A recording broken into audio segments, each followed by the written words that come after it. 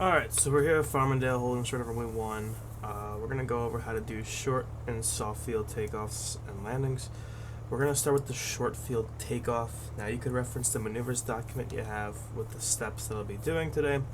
But we'll get right into it. So with the short field takeoff, the goal is to get the airplane off the ground as soon as you can, because we're simulating that we're on a very short runway. We're going to do this by applying flaps 2, holding the brakes while we apply full power to get the planes to move faster. Once we take off, we're going to rotate a bit earlier at 55, and we're going to climb out at VX, which is 63 knots, so we can get higher quicker. Once we get higher up, we'll retract the flaps. So I'm just going to get right into it, show you how it's done. This will help bring it all together.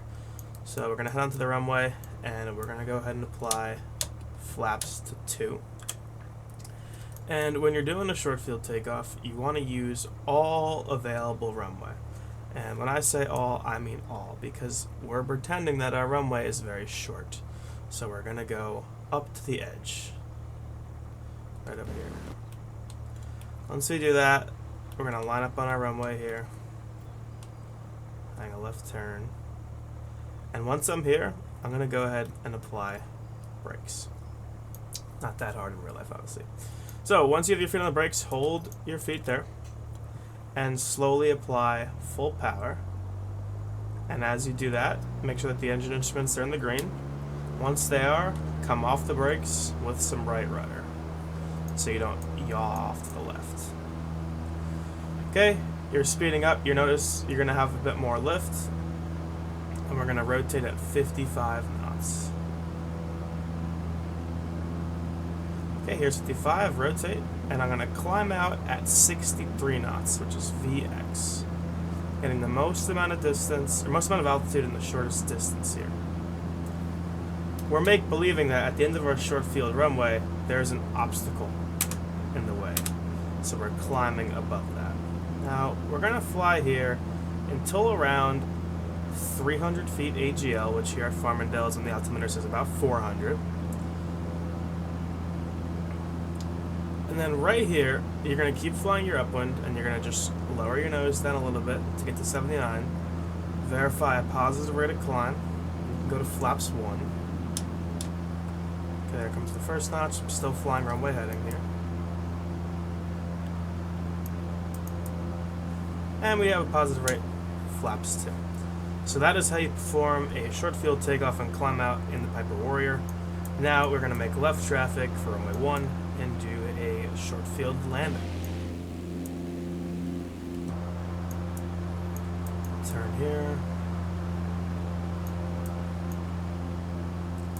So the goal of the short field landing is to stop the airplane as quickly as you can, because we are simulating that we are on a very short runway.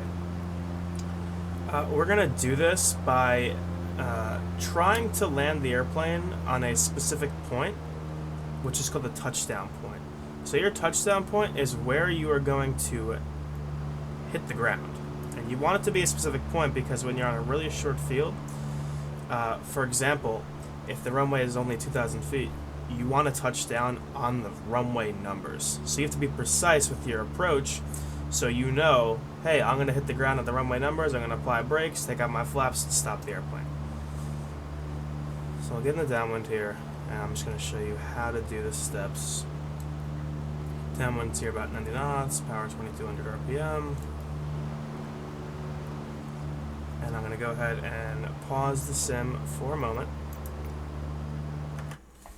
Okay, so in order to do that, we have to pick, obviously, a touchdown point. Now, if the runway is really short, it's going to be the runway numbers, meaning you want to touch down right here on the runway number. If it's super short, then you want to touch down right past the threshold, but hopefully you'll never be going on a runway that short just yet. Now, at Farmingdale, we practice our touchdown points on the 1,000-foot markers. You might ask why. It's just safety. When you're new at learning things, you're probably going to land short a couple times. I'd rather you land short on the runway than land short on the grass here or on the blast pad. So your touchdown point, for the time being, is going to be the start of these 1,000-foot markers. You want to touch down right here. Now you have 200 feet for private pilot and 100 feet for commercial pilot standards beyond that touchdown point on your check ride. You have 0 feet of tolerance before it. The FAA's logic there makes sense. They don't want you landing before your touchdown point because on a real short field, your touchdown point is going to be right about here if it's really short. So if you land before it, you're in the grass, you're in the blast pad, maybe an EMAS system. You don't want to do that. So in order to touch down on this point, you're going to have to pick an aiming point. Now, if we approach the runway at around 65 to 70 knots, and we aim to be in our flare around 2 to 3 centerline stripes before those 1,000-foot markers, when you flare right here, you're going to float, you're going to float, you're going to float, you're going to float, you're going to float, and you're going to hit the ground right at the 1,000-foot markers. Now, this is important. Once you land, retract your flaps to 0 because that gets the weight off the wings and puts all the weight on the wheels, which produces a lot of friction, which helps you stop. You're also going to apply max braking. And you're going to put the yoke all the way back into your chest to provide aerodynamic braking to help slow you down. So if you're about 65 to 70 knots, your aiming point is going to be about 3 centerline stripes before the 1,000-foot markers. Okay? If you're coming in faster, like 80, maybe it's 4, right? So your speed determines your aiming point. Okay? Under normal conditions, it's about 2 to 3 hit before. So I'm going to show you how to do all that in practice here.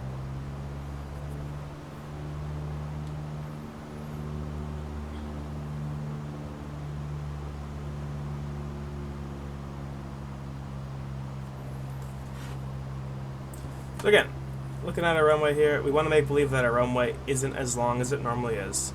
And I'm going to start configuring once I am abeam my touchdown point, which for this example is the 1,000 footers right there. So I'll wait to get abeam.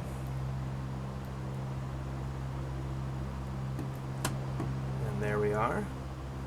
Reduce some power, go 1800 RPM, flaps 10. If it's winter time, not the mixture. I can't pull it up, there's the car view. Nose down. And for the most part, just treat this like a normal approach to the runway. Start descending, look for about 80 knots. Apply some trim here a little bit. Alright, I'm going to go ahead and turn my base. So, mentally, what I'm thinking about here is how I'm going to touch down on the start of the 1,000-foot markers.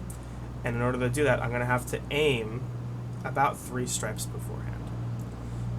So I'm still looking at my 1,000 footers, and I'm using my judgment to put the airplane at the correct altitude, so when I hit the ground, I'm right on them. I'm gonna go flaps 2.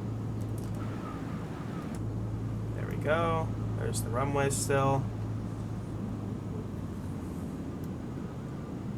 And now I'm gonna go ahead and turn my final. Speed's around 70.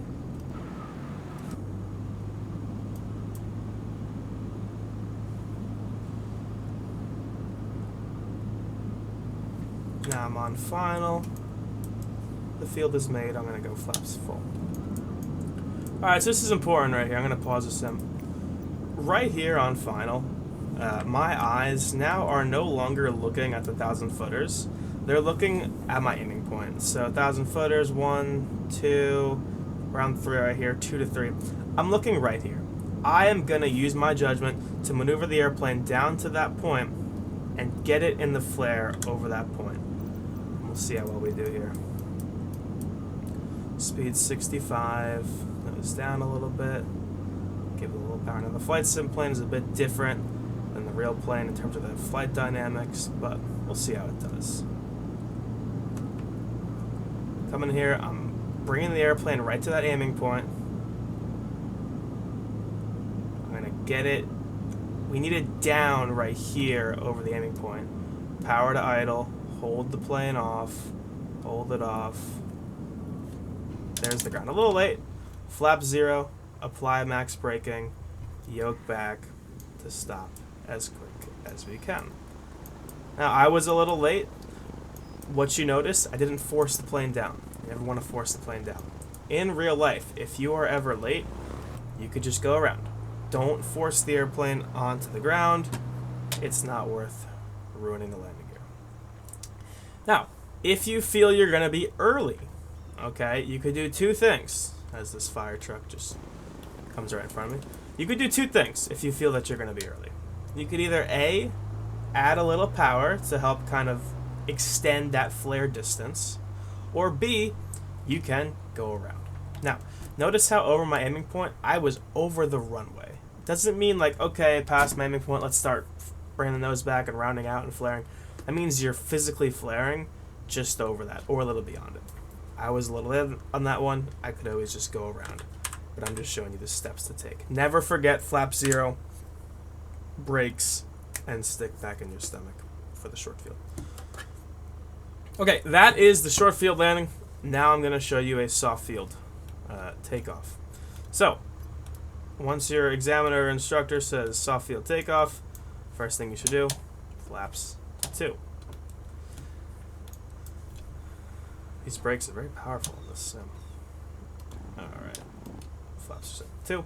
Now, the goal of the soft field takeoff is to make believe that you are taking off on a grass runway, gravel runway, possibly ice, anything of that matter. So when you work your way onto the runway, you're going to have flaps 2, and you're not going to use brakes. And your stick is going to come all the way back into your chest here. All the way back.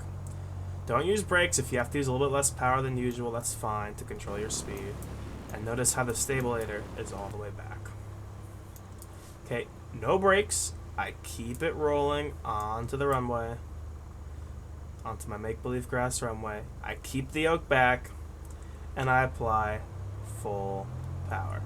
As I do that, I'm going to provide enough back pressure to get the nose off the ground just a little bit, like that. Holding in a lot of right rudder, waiting for the nose of the airplane to come off the ground. Once it does, nose down, like this, and hold the plane in ground effect until 63 knots. 63 knots, relieve some pressure, let the airplane come up, and pitch for 63 knots.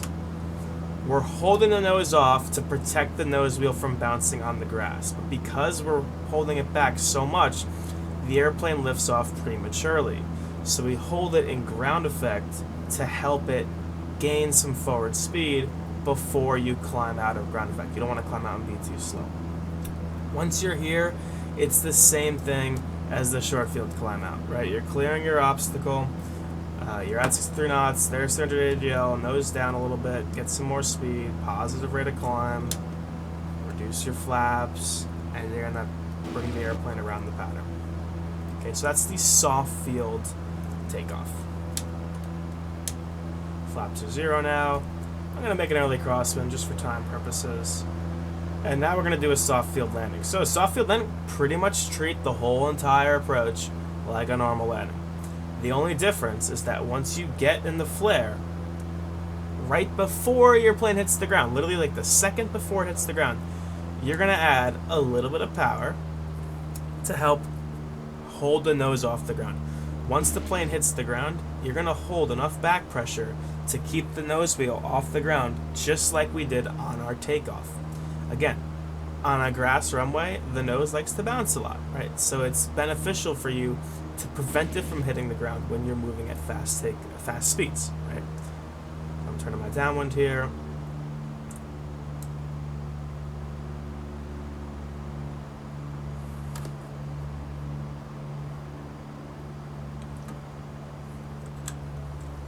And we'll just wait it out.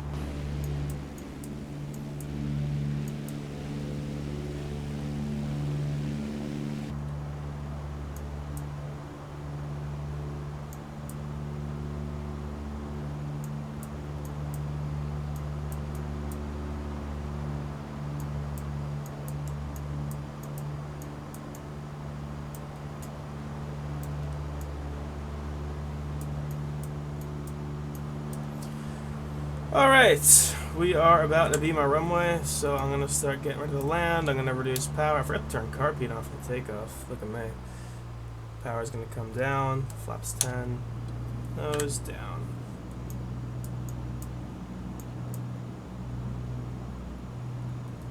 So again, the downwind base and final part of this landing, just treat it like a normal landing. Once you hit the ground, is when you're gonna focus, or just before you hit the ground, is when you're gonna focus on holding that nose wheel off to prevent it from hitting the ground. Now, the only time the nose wheel can hit the ground is if you are slow enough to where even if you're pulling the yoke back all the way, the nose is on the ground. That means you've slowed down enough to where your yoke is pretty ineffective, so that's okay. But when you initially land, you have enough forward speed to hold the yoke off. Your stabilizer, is powerful enough.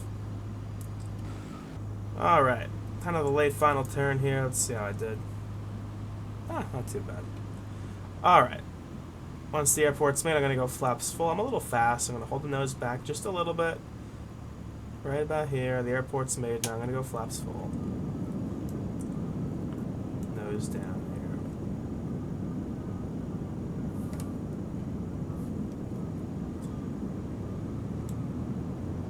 here. All right. So watch out. Just before I hit the ground, I'm gonna add a little power. Hold the yoke back just enough to keep the nose wheel from touching. You just want to kiss the runway.